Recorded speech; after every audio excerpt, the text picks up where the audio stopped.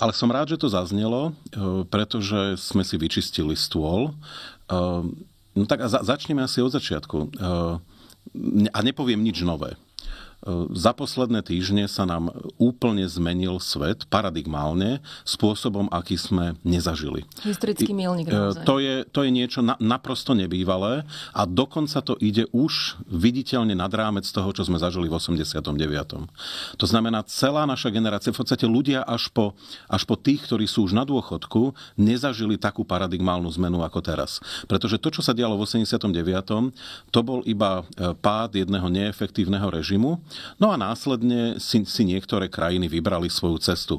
A rozdiel medzi tými, ktorí boli v Sovietskom zväzu a boli jeho satelity, je dnes zásadný. Jedna časť je v NATO, v Európskej únii, v Schengene, v eurozóne a sú teda tí úspešnejší, ako napríklad aj Slovensko.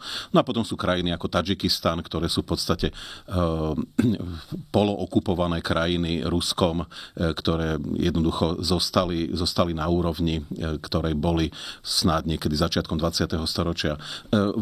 A samozrejme aj z hľadiska ľudských práv, tak sa to veľmi rozpadlo.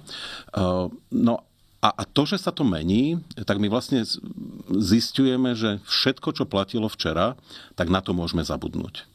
Ale